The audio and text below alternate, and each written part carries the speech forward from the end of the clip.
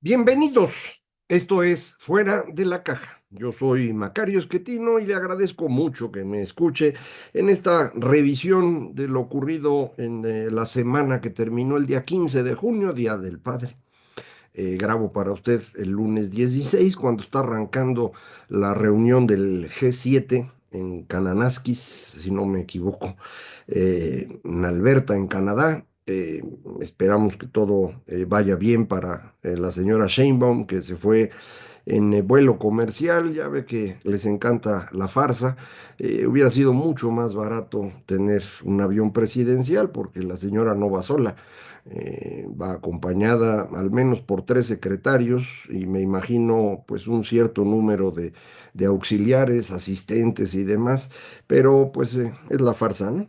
Eh, la semana estuvo marcada en la relación México-Estados Unidos por el enfrentamiento. Usted recuerda, lo comentamos el lunes pasado, martes pasado, eh, movimientos en Los Ángeles con cierta violencia, muy localizados, pero que aprovechó el señor Donald Trump para escalar en lo más posible el enfrentamiento. Envió a la Guardia Nacional, algo ilegal, porque eso le corresponde a los gobernadores solicitarlo y no fue el caso.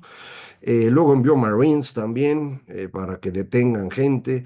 Esto es producto de la manera arbitraria como está actuando la agencia que se dedica a inmigración y aduanas, y en inglés le dicen ICE por sus siglas, que para poder cumplir el deseo del señor Trump de expulsar 1 millón de personas al año, pues tienen que detener y expulsar a 3,000 cada día. Y esto no es una cosa trivial.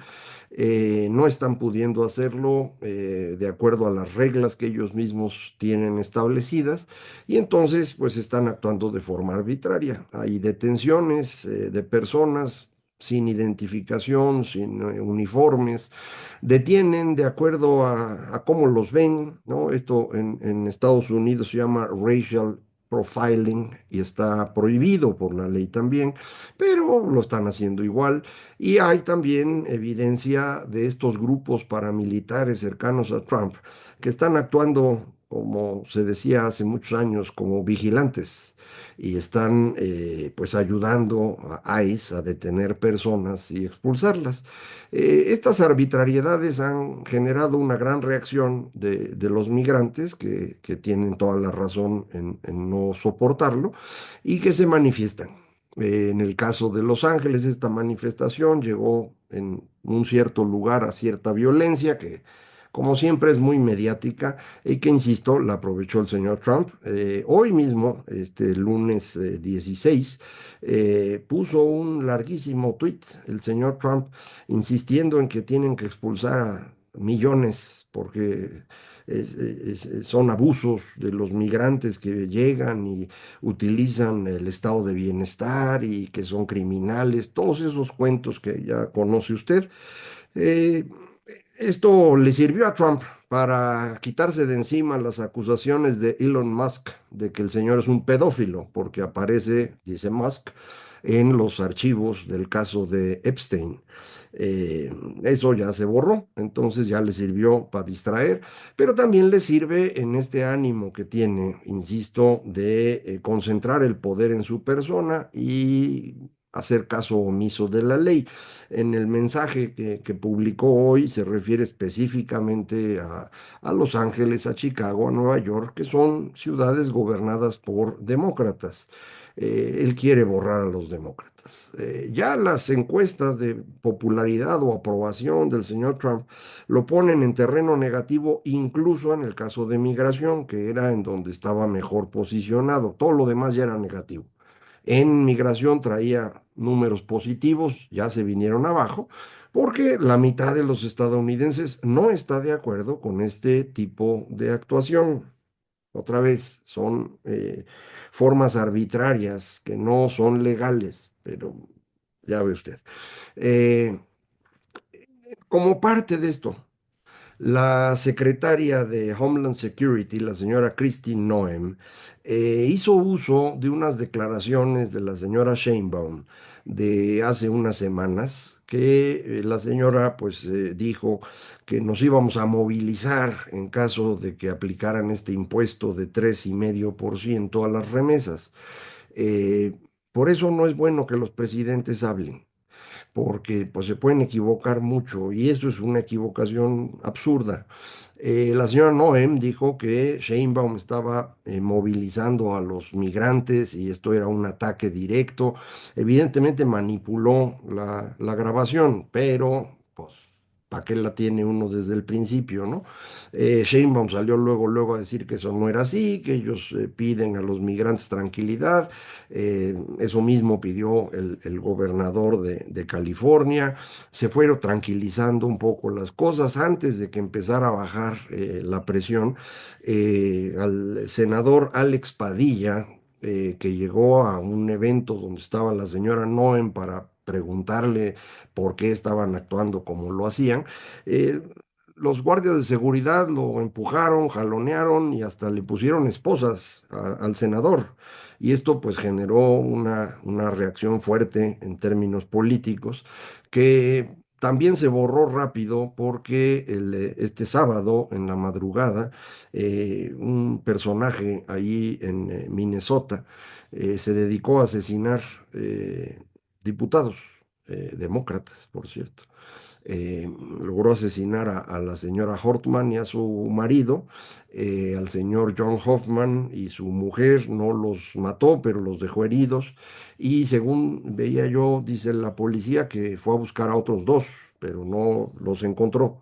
Eh, Se está deteriorando mucho el ambiente político en Estados Unidos, que era lo que se podía esperar con un personaje como Trump, que de cualquier manera el sábado celebró su cumpleaños con un desfile militar.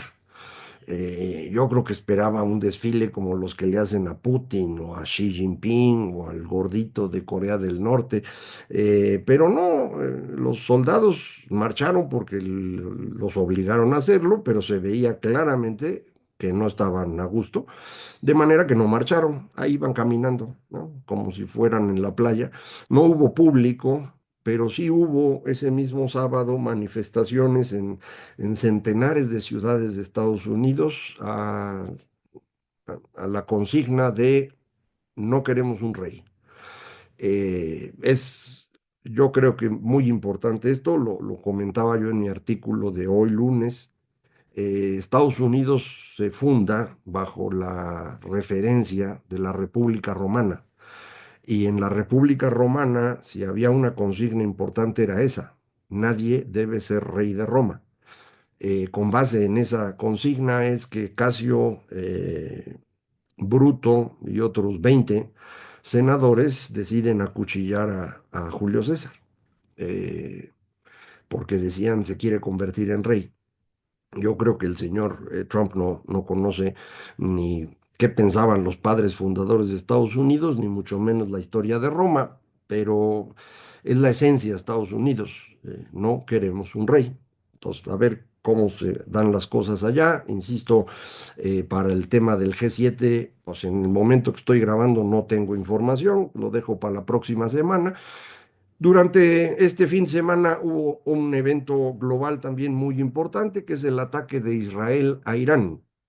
Irán había seguido avanzando en su programa nuclear, andaba pastoreando a Trump, diciéndole que ahora sí, que ya, y la verdad que seguían avanzando. Entonces, para Israel eso era una gran preocupación y en algún momento iban a atacar. ¿Por qué este fin de semana? Porque el señor Netanyahu traía mucha presión política interna, querían aplicarle una moción de censura que en caso de removerlo del poder lo va a llevar a la cárcel. Netanyahu trae muchos problemas asociados a corrupción, por eso no quiere dejar el poder y por eso mantiene los conflictos y por eso decidió hacer ahorita el ataque a Irán. Todo esto viene de cuando el señor Trump en su primer gobierno echó abajo el acuerdo que traía Obama con Irán para impedir la construcción de las bombas. Trump, como siempre, dice que todos los demás son unos inútiles y entonces dijo, este se va al demonio. Y pues eso le permitió a Irán un avance consistente en su programa nuclear, que pues ya está cerca o estaba cerca de tener suficiente uranio enriquecido. De ahí a hacer la bomba tarda un buen rato, ¿eh? No cree usted que era así inminente, inminente, pero Israel no quería tener este riesgo. Irán es el enemigo de Israel desde hace un buen rato. Irán es quien está detrás de Hezbollah, de Hamas, de los Hutíes ahí en Yemen. Y a través de esto, pues estaba continuamente presionando a Israel, entonces ya decidieron atacar. Eh, Como cualquier enfrentamiento de este tipo, es una guerra. Hay un montón de sufrimiento involucrado, es una gran tragedia, eh, pero pues muchas ocasiones no hay otra salida ante el riesgo de que si no atacas primero, el otro puede tener fuerza suficiente para acabar contigo. En este momento, hasta donde he visto, Israel ha destruido la capacidad aérea de Irán y con eso, pues, Irán está prácticamente derrotado. Pero aparentemente Netanyahu no quería nada más acabar con el riesgo nuclear, sino tumbar el gobierno de los ayatolas, que es el origen de los problemas más recientes de Israel. Entonces vamos a ver en qué acaba esto. Insisto, pues es una tragedia humana, todas las guerras lo son. Eh, Nosotros aquí en México tuvimos el día de ayer domingo la sesión del Instituto Nacional Electoral en donde se declaró válida la elección del Poder Judicial. La evidencia de que hubo una gran cantidad de irregularidades, del uso de los acordeones que ya platicamos aquí, eh, era clarísimo que esta elección debía haber sido anulada. Hubo tres consejeros al menos que eso estuvieron insistiendo, tres personas que dieron la batalla en 2024 para impedir la sobrerepresentación y lo volvieron a hacer hoy, tratando de evitar que esta farsa se volviera realidad jurídica, pero pues perdieron porque son minoría. Yo desde aquí eh, pues quisiera reconocer el trabajo de Jaime Rivera, Dania Rabel y Claudia, los tres consejeros que han luchado porque no se llevara a cabo el golpe de Estado, pero perdieron. Perdieron porque son minoría. Y es exactamente lo mismo que Aguilar Camín estuvo platicando la semana pasada en sus artículos, frente a quienes se quejan de que la oposición no actúa. Pues ¿cómo va a actuar, hermano, si no tenemos la fuerza suficiente, la oposición en el Congreso o en ninguna parte para detener las arbitrariedades que están haciendo los señores y señoras de Morena? No hay forma.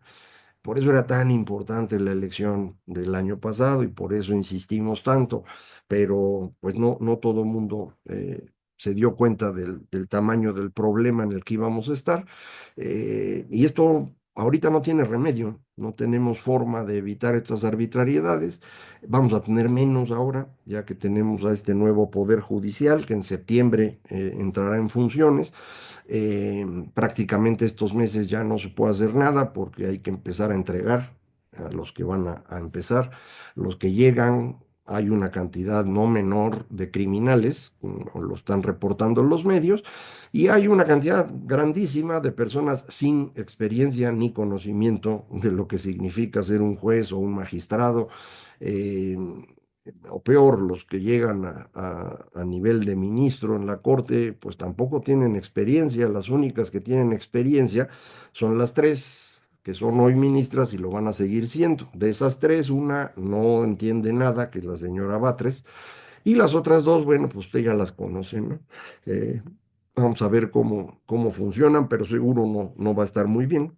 Insisto, es algo que sabíamos que iba a pasar y que insistimos mucho, pero pues no se logró nada, ¿no?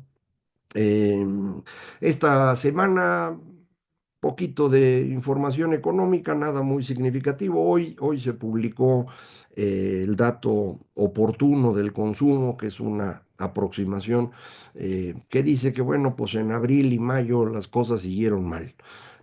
No muy mal, pero mal. Y lo mismo nos dijo la actividad industrial la semana pasada. Por cuestiones de ajuste estacional parece que hay un pequeño repunte, pero yo sigo con mis dudas al respecto porque desde la pandemia los ajustes estacionales han estado teniendo dificultades. No es fraude ni nada por el estilo, ¿eh? Es simplemente un problema de aplicación de los métodos, no se llaman estadísticos, los métodos de series de tiempo que se utilizan para corregir los efectos estacionales. Entonces, pues a lo mejor no es así, pero tampoco es que estemos en crisis, ¿eh? Esto hay que insistirlo, hay una recesión económica, la economía en lo general está creciendo menos y en muchos sectores ya hay contracción. Eso es lo que se llama una recesión. Pero una recesión no tiene que ser nada trágico, ¿no? Entonces, ahorita no hay ninguna evidencia de que haya crisis, para que no se me ande espantando. Pero sí tenemos, pues, muy claro que no tendremos crecimiento económico este año.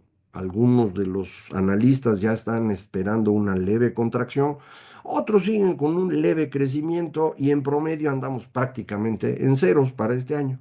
Esto evidentemente puede cambiar. Podría de alguna manera empezar a mejorar la negociación con Estados Unidos y dejar claras las reglas para que entonces haya inversión y se pueda exportar, pero eso depende mucho del señor Trump, que ya sabe usted que no decide nada claro, todo lo está moviendo todo el tiempo, y eso pues ha generado ya incertidumbre global que se suma a nuestra propia incertidumbre y a la crisis fiscal que es así tenemos, para dar como resultado este estancamiento que tenemos hoy enfrente. Última cosita para comentar. En España finalmente ya se hizo totalmente claro que el señor Pedro Sánchez, insisto, es idéntico a López Obrador, nada más que alto, joven y guapo. Pero es un problema y el señor está en el poder gracias, por un lado, a la corrupción y por otro lado, a su negociación con eh, grupos políticos separatistas o incluso terroristas. Esto que ya habíamos comentado alguna vez y que ha provocado que personas que viven en España, son españoles, se enojen conmigo, eh, pues ya es claro, ¿no? Ya salió un reporte, una investigación de la Guardia Civil confirmando la corrupción y las negociaciones que han hecho los que están hoy en el poder para mantenerse en él en contra, creo yo, de la ley y evidentemente de la democracia.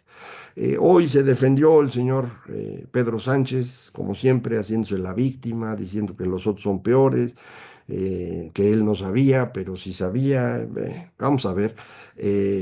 Yo creo que si no fuera porque el señor Feijó, el líder del Partido Popular, no es muy bueno, ya hubieran quitado a Pedro Sánchez de la presidencia, pero bueno, pues son asuntos de los españoles.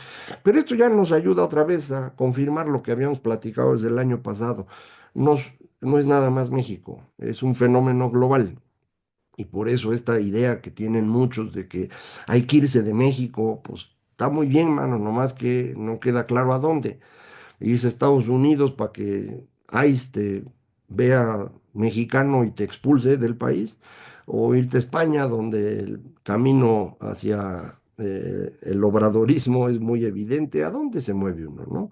Entonces, pues sí está complicado esto, es global y es un fenómeno que yo insisto va a tardar todavía un rato. Lo habíamos platicado en los programitas de largo aliento. Esto debe durar todavía entre 13 y 15 años más para que medio se estabilice. A lo mejor antes se logra algo, pero todavía en este momento no se ve la luz, al contrario, tenemos cada vez más señales de que el entorno global se seguirá deteriorando. Entonces, pues paciencia aquí en México o donde esté usted.